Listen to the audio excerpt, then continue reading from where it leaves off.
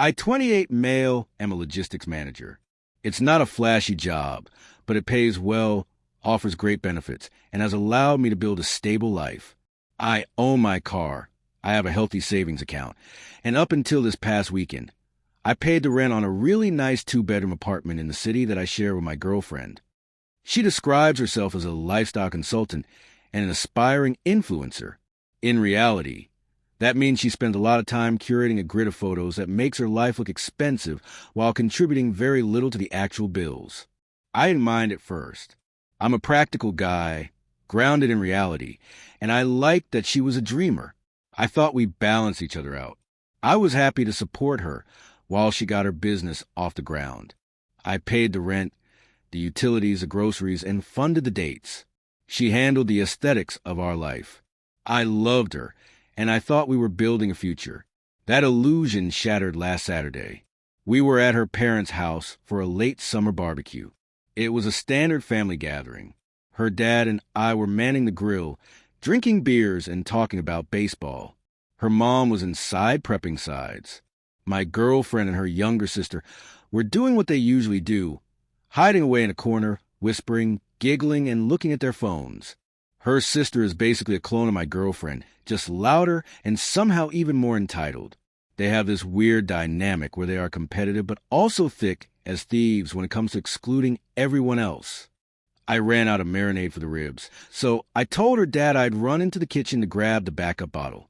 The sliding glass door to the patio was open just a crack with the screen door shut. I was wearing soft-soled sneakers, so my approach down the hallway was silent. I heard them before I saw them. They were standing near the sink, washing greens, totally unaware I was 5 feet away. "He's just so vanilla," the sister was saying. Like, does he ever do anything crazy? Or is it just work, gym, dinner, sleep? I paused. Nobody likes being called boring, but I've been called worse. It wasn't a deal break. Then my girlfriend answered. Her voice didn't have that sweet, high pitch she uses when she wants me to buy her something. It was lower, flat, and dripping with contempt. I know. It's suffocating sometimes.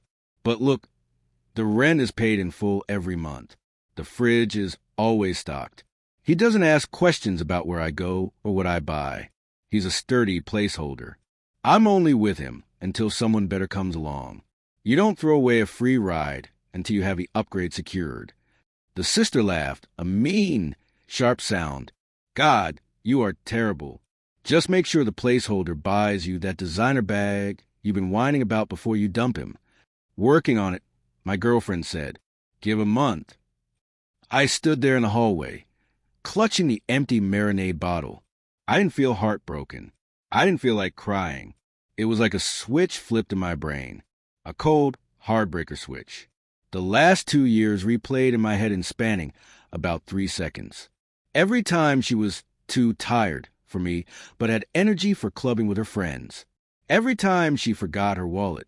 Every time she made me feel guilty for asking for basic affection. I wasn't a partner. I was a utility. I was a breathing ATM. The rage didn't come hot. It came cold. I pushed the door open. They both jumped about a foot in the air. My girlfriend spun around, a cucumber in her hand, her eyes going wide with pure terror. She knew. She saw my face, and she knew I heard every word. "Babe," she stammered, her voice pitching up to that fake innocent tone. We were just joking around. I didn't yell. I didn't scream. I walked right past her to the fridge, grabbed the marinade, and turned to look her dead in the eye. Better just walked away. I said. The silence in that kitchen was deafening. I walked back outside, handed the bottle to her dad, and said, "Something came up. I have to go." "Everything okay?" he asked, looking concerned. "Ask your daughter," I said. I walked to my car and drove off. I didn't look back. By the time I hit the highway, my phone was vibrating off the center console. 20 calls from her. Text from the sister saying I was being psycho and it was a joke. A text from her mom asking why I was being so rude to the family. I drove straight to our apartment. The apartment I paid for. The furniture I bought. I walked in and looked around. It was filled with my hard-earned money, styled to look like her success. I went to the bedroom, and started packing. I didn't pack neatly. I threw my clothes into my suitcases. I cleared my bathroom shelf into a trash bag. She burst through the door about 30 minutes later. She didn't come in apologetic. She came in on the offensive. "What the hell is wrong with you?" she screamed, slamming the door so hard the frame shook. "You embarrass me in front of my whole family. You don't just walk away like that." I kept packing. "You call me a placeholder. To your sister. In your parents' kitchen. While I was outside cooking dinner for your family." "It was girl talk," she yelled, throwing her hands up. "We were just talking sh*T. You're being so sensitive and dramatic. This is exactly why I said you were boring. You can't take a joke." The gaslighting was top tier. She was actually trying to make me feel guilty for having self-respect. "I'm done," I said, zipping up the big suitcase. "We're done. I'm leaving." That's when the reality hit her. Her eyes shifted from anger to panic. Not the panic of losing a loved one, but the panic of losing a sponsor. No, baby, wait," she said, her voice trembling. She rushed over and grabbed my arm, trying to pull me away from the bag. "I didn't mean it. I love you. We can fix this. You can't just leave me. What am I supposed to do?" "Wait for someone better," I said, shaking her off. I went to her side of the bed to grab my laptop charger, and in my haste, I knocked over a stack of mail she usually kept shoved in her nightstand drawer. It scattered across the hardwood floor. They weren't love letters. They were final notices. I froze. I picked one up. A credit card statement. Balance, $14,000. Past due. I picked up another. Personal loan default notice. Another credit card. All in, I was looking at nearly $40,000 in bad debt. "Reinvesting in your brand?" I asked, holding up a collection notice. Her face went gray. She snatched at the paper, but I pulled it back. "You weren't supposed to see those," she whispered. "Were these the placeholder to pay off before you upgraded?" I asked. She didn't answer. The silence confirmed everything. She wasn't just using me for rent. She was drowning, and she was planning to use me to bail her out before hopping to the next branch. "You are a monster," I said quietly. Her attitude flipped again. The tears stopped, replaced by a sneer of pure entitlement. "So what?" she spat. "You make good money. You sit on that savings account while I'm struggling to make something of myself. You should help me. That's what a boyfriend does. If you were a real man, you wouldn't care about a little debt. You're leaving me destitute because your ego got bruised." "I'm not leaving you destitute," I said, grabbing my bags. "I'm leaving you with the consequences of your own actions. There's a big difference." I headed for the door. She tried to block me, screaming that I couldn't leave, that she'd tell everyone I hit her, that she'd ruin my reputation. "Get out of my way," I said, "or I call the cops right now and have them escort me out." She moved. I stayed in a hotel that night. I barely slept. I lay there staring at the ceiling, feeling stupid, used, and angry. But as the sun came up on Sunday morning, the anger turned into cold calculation. I work in logistics. I solve problems. I move things from point A to point B efficiently. I realized I had a problem, a leech in my apartment, and I needed to move it out. I had never put her on the lease. Her credit was shot shocker, so I used mine. She was technically a tenant at will. I knew the laws of my state.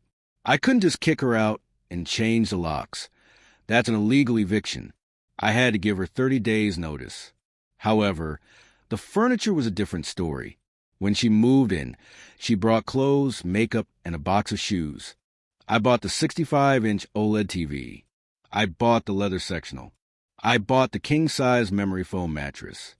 I bought the dining set, the Nespresso machine, and the Dyson vacuum. And because I'm boring and organized, I had every single receipt saved in a folder in my email cloud. I called a moving company that offered emergency Sunday service.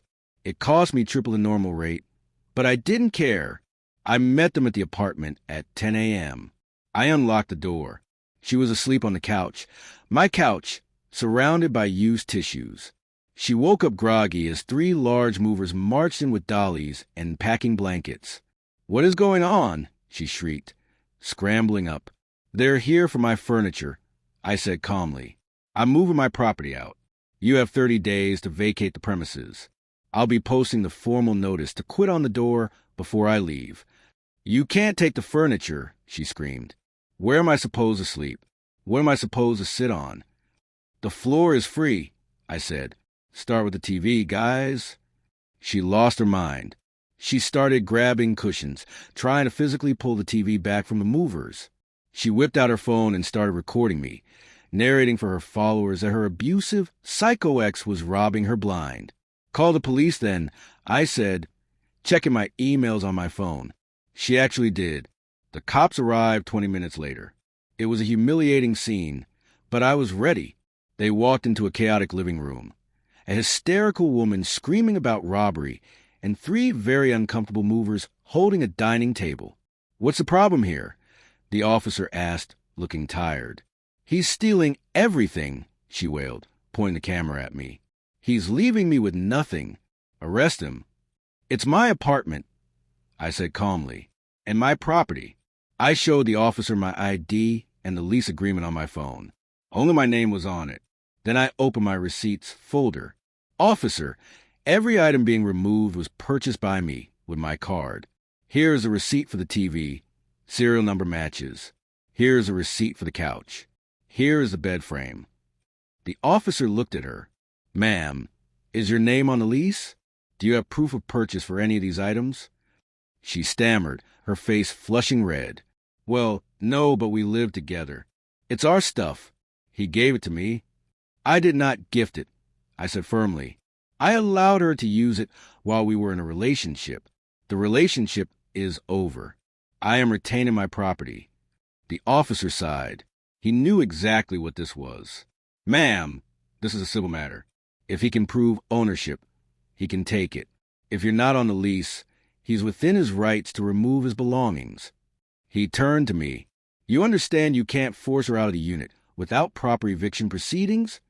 "I know," I said, pulling a piece of paper from my bag. "This is a formal 30-day notice to quit. I'm serving it now in your presence. I will not be staying here. She has the apartment to herself for the next month. Just an empty apartment." The cop nodded. "Fair enough." He turned to movers. "Go ahead." She stood there, phone in hand, tears streaming down her face, watching her comfortable, curated life being carried out the door piece by piece. The breakdown happened when they took the bed. She realized she was going to be sleeping on the carpet. "You can't do this," she whispered, the entitlement finally cracking into despair. "You can't leave me here with nothing." "You have your brand," I said, "and $50,000 in debt. Good luck." I left her sitting on the floor of an echoing, empty living room. I had the movers take everything to a storage unit. I checked back into the hotel. I didn't turn off the electricity or water. That's illegal and would give her ammo to sue me. But I did cancel the internet service immediately, as it was in my name and not considered a vital utility in our jurisdiction. The aftermath was exactly as messy as you'd expect. Her parents called me, screaming.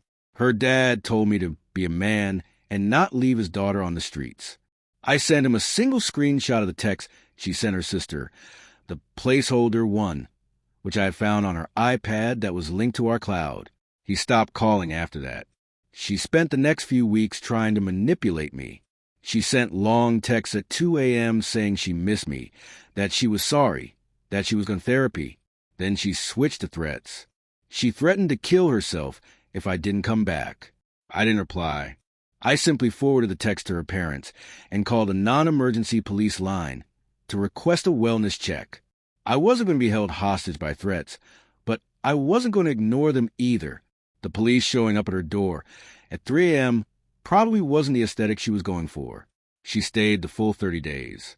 I had to pay the rent for that month, which stung, but it was worth it to do this legally. When I finally got the keys back and did the walkthrough with the landlord, the place was a mess. There were stains on the carpet and holes in the drywall where she'd ripped down pictures. I lost my security deposit. Small price to pay for freedom. She had to move back in with her parents. From what I hear through mutual friends, she's working a retail job at the mall to pay down her debt because her parents refused to bail her out once they realized how deep in the hole she was. Her influencer career is dead in the water because she can't afford the lifestyle she was faking, and she's too embarrassed to post from her childhood bedroom. I'm currently living in a new place. It's smaller, but it's mine. I bought new furniture. It's quiet. It's peaceful. I'm still dealing with some trust issues. It's hard not to wonder if the next person is just looking for a placeholder, but I'm working through it. I saw her sister at a grocery store the other day. She tried to glare at me, but when I made eye contact, she looked down and hurried away. I guess the boring guy wasn't such a pushover after all.